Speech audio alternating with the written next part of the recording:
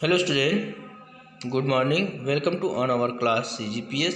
बच्चों, आज अपन देखेंगे छठवें भाग में जो है व्यवसाय अध्ययन के अंदर कक्षा 11वीं के लिए बच्चों यहाँ पर फुटकर व्यापारियों की सेवा। इससे पहले फुटकर व्यापारिक दोष गुण के बारे में हमने पढ़े थे बच्चों। तो आइए देखेंगे फुटकर व्यापारियों की सेवाओं को 3 वर्ग में विभाजित किया जाता है, बताया था बच्चों। इसमें पहले ध्यान देंगे उपभोक्ताओं के प्रति सेवा, थोक व्यापारियों के प्रति सेवा, उत्पादकों के प्रति सेवाएं। तो सबसे पहले देखेंगे उपभोक्ताओं के प्रति सेवाएं।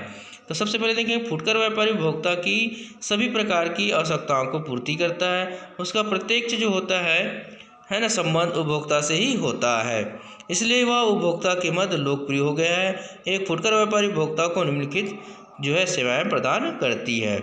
तो सबसे पहले देखेंगे फर्स्ट नंबर, वह उपभोक्ताओं की आवश्यकताओं की पूर्ति करता है। सबसे पहले उपभोक्ताओं की आवश्यकता की पूर्ति करना। उपभोक्ताओं को अनेक वस्तुओं की आवश्यकता होती है, अतः वह अनेक वस्तुओं का विक्रय भी करता है। इसके लिए वह भिन्न भिन्न साधनों से वस्तुओं का एकत्रीकरण करते रहता है।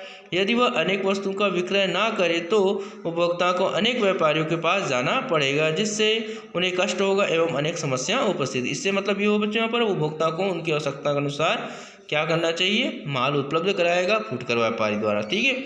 अगला देखेंगे, फुटकर व्यापारी जो है फुटकर व्यापारी एक प्रकार की आवश्यकता की पूर्ति के लिए अपनी दुकान में अनेक प्रकार की वस्तु संग्रहित करता है। मतलब एक से अनेक प्रकार का जो है सामग्री वहाँ पर रखा जाता है वो। अतः वो उपभोक्ता को चयन का अवसर प्रदान करता है, मतलब अपनी इच्छा अनुसार वो क्या कर सके, क्रय कर सके।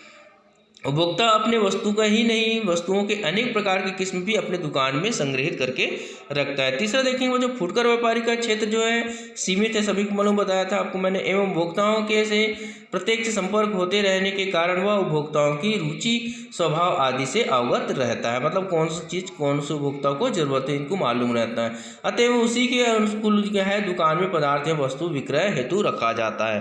मतलब वहाँ पर फुटकर व्यापारी द्वारा बेचा जाता है उपभोक्ताओं को। ठीक है। अगला देखेंगे, फुटकर व्यापारी जो वस्तु के संग्रहण में समय एवं मांग एवं मौसम का ध्यान रखता है। मतलब कैसे किन मौसम को उपयोग होता है, अतः उपभोक्ताओं को मौसम के अनुकूल जो है या अनुरूप जो वस्तु प्राप्त होती है। पांचवें दिन बच्चों में बताया गया, अनेक वस्तुओं को उपभोक्ता ताजी स्थिति में प्राप्त करना चाहता है। सभी मालूम है बच्चों, कोई भी उपभोक्ता जो है अच्छे और नया ताजी की बना चीज़ ही लेना चाहता है। अतः फुटकर व्यापारी का प्रयास होता है कि वह वस्तुओं को ताजी स्थिति में उपभोक्ता को प्रदान करे। छठवां देखेंगे, फुटकर व्यापारी प्राय नगद विक्रय करता है, सभी को मालूम बच्चों यहाँ पर, है ना, लेकिन वह अपने पुराने एवं स्थानीय ग्राहकों को साख की सुविधा प्रदान करता है ताकि थोड़ा बहुत उधारी भी चला सकता है यहाँ पर। अगला देखेंगे बच्चों, यहाँ पर बताया गया है जो है 7वां नंबर, आधुनिक युग में समय समय पर नवीन वस्तुएं पुराने वस्तुओं का संशोधित रूप में उत्पादन होता रहता है, मतलब बदलते रहता है। उपभोक्ता को नवीन वस्तुओं का ज्ञान, उनके प्रयोग के ढंग की जानकारी फुटकर व्यापारी ही प्रदान करता है, मतलब कैसे उपयोग करना है इसकी। अगला 8वां देखेंगे, अनेक जो है उपभोक्ता अनेक बार अपनी आवश्यकताओं की पूर्ति के संबंध में निर्णय नहीं कर पाते हैं, तो ऐसी स्थिति में फुटकर व्यापारी उपभोक्ता को उचित मार्गदर्शन प्रदान भी करता है। 9वां है बच्चों, यहाँ पर फुटकर व्यापारी माल वापसी की भी सुविधा प्रदान करता है, जो कि समय के अनुसार वह माल वापस रख लेता है या माल में परिवर्तन कर वांछित माल उपभोक्ताओं को प्रदान करता है। 10वां है, सम्यक सेवा का आश्वासन देता है, आपको वक्त को भी जरूरत पड़े तो उसका भी सेवा प्रदान करेंगे, तथा वस्तुओं की पूर्ति भी करता है। विवाह आदि के लिए उपभोक्ता काफ़ी समय पूर्व फुटकर व्यापारी को मांग पत्र अर्थात अपनी सूची दे देता है और उपयुक्त अवसर पर फुटकर व्यापारी जो वस्तुओं की पूर्ति कर देता है। 11वां ये फुटकर व्यापारी उपभोक्ताओं को उचित मूल्य पर वस्तु विक्रय करता है, सही मात्रा में बेचता है। यहाँ पर उपभोक्ताओं को वस्तु के मूल्य के संबंध में विभिन्न स्रोतों से जानकारी प्राप्त करता रहता है, अतः मूल्य निर्धारण के संबंध में वह विशेष सतर्कता रहती है। जैसे हम एक जगह खरीदे, यहाँ पर पता चल रहा है रेट कम है, तो यहाँ पर क्या होता है, उससे उपभोक्ता जो है क्या हो जाता है, असंतुष्ट रह जाता है। तो अगला देखेंगे क्या, 12वां नंबर, वह वस्तुओं की पूर्ति नियंत्रण बनाए रखता है, इस हेतु वह वस्तुएं संग्रहित करता है एवं थोक व्यापारी से संपर्क बनाए भी रखता है फुटकर व्यापारी। अगला है 13वां, फुटकर व्यापारी उपभोक्ता के घर तक वस्तुओं को पहुंचा देता है, अभी बताया था बच्चों, जिससे वह अनेक असुविधाओं से मुक्त हो जाता है। कौन, उपभोक्ता। अगला है 14 नंबर, वह आंकड़ों का संकलन करता है, पता करता है कि कहाँ पर होगा, इससे उपभोक्ता को भी लाभान्वित होते रहता है। अब देखेंगे थोक व्यापारियों के प्रति सेवा क्या होती है फुटकर व्यापारी के, सर्विस टूवर्ड्स होलसेलर के द्वारा। तो थोक व्यापारी से उसका सीधा संपर्क होता है फुटकर व्यापारी का, जिससे माल प्राप्त करता है और अपना व्यापार संचालित करता है। लेकिन फुटकर व्यापारी भी अनेक विधियों से थोक व्यापारी की सेवा करता है। जैसे देखेंगे यहाँ पर फर्स्ट नंबर है, फुटकर व्यापारी वस्तुओं की मांग की जानकारी प्रदान करता है वहाँ पर, जिससे उपभोक्ता की रुचि, स्थानीय रीति रिवाज और ज्ञान, अपने क्षेत्र फैशन में हो रहे परिवर्तन को उसे पूर्ण ज्ञान हो जाता है। अब वस्तु की मांग एवं बाजार का पर इसका प्रभाव पड़ता है। अगला दूसरा है, फुटकर व्यापारी स्वयं विज्ञापक होता है, खुद विज्ञापन करता है। वहाँ पर वह वस्तुओं की उपयोगिता की जानकारी अपने ग्राहकों को प्रदान करता है। तीसरा दिया है, यदि फुटकर व्यापारी ना रहे तब थोक व्यापारी उपभोक्ता को वस्तु प्रदान कर सकने में क्या होगा, समर्थ नहीं होगा। उपभोक्ताओं की संख्या इतनी अधिक है कि सबसे संपर्क करना थोक व्यापारी के लिए संभव नहीं है। यह कार्य थोक व्यापारी के स्थान पर फुटकर व्यापारी ही करता है। चौथा नंबर देखेंगे, फुटकर व्यापारी जो है थोक व्यापारी की उन वस्तुओं को विक्रय में सहायता करता है जो वस्तु अप्रचलित जो है या जिनका उपयोग कम होता है, उसके बारे में भी जानकारी दिया जाता है फुटकर व्यापारी द्वारा। ठीक है। अगला पांचवा है, नवीन वस्तुओं की मांग का सृजन करता है, मतलब जो नए समय के अनुसार क्या है वस्तुओं का पूर्ति करता है, तथा नवीन वस्तुओं थोक व्यापारी से प्राप्त कर उपभोक्ताओं को भी प्रदान करता है। नवीन वस्तुओं की जानकारी प्रदान करने एवं ग्राहकों को समझाने में उपभोक्ता सहायक है।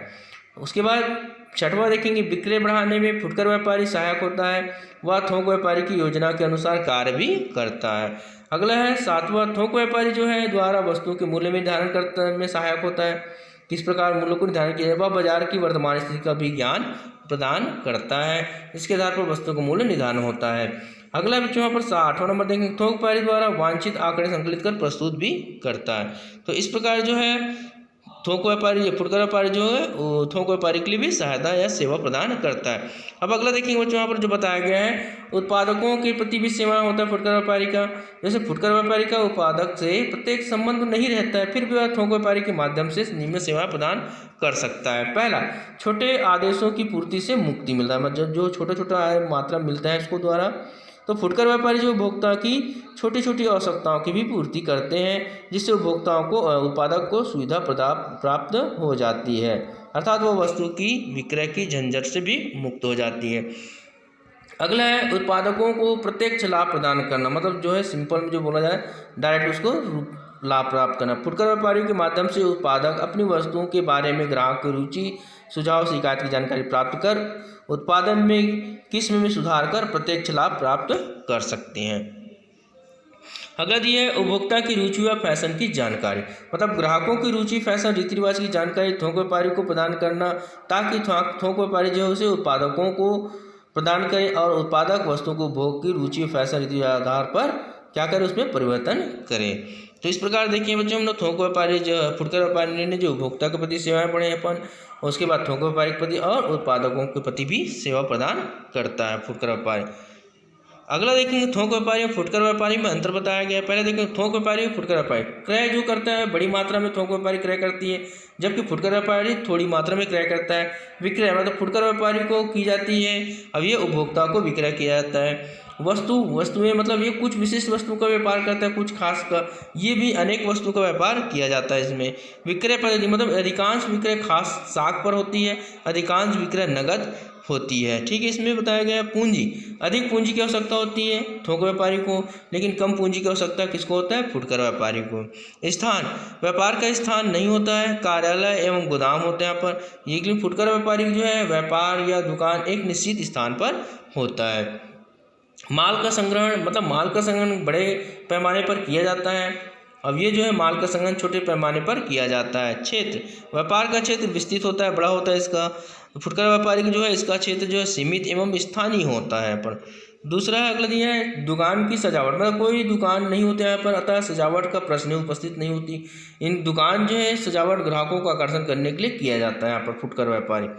विक्रय वापसी की सुविधा, मतलब विक्रय वापसी की सुविधा नहीं होती यहाँ पर थोक व्यापारी द्वारा, लेकिन फुटकर व्यापारी जो है विक्रय वापसी की सुविधा प्रदान करते हैं। विज्ञापन, इसको विज्ञापन फुटकर थोक व्यापारी को क्या करना पड़ता है, विज्ञापन करते हैं तथा इस पर पर्याप्त व्यय भी करता है, लेकिन विज्ञापन पर इसका व्यय नहीं करना पड़ता है फुटकर व्यापारी को।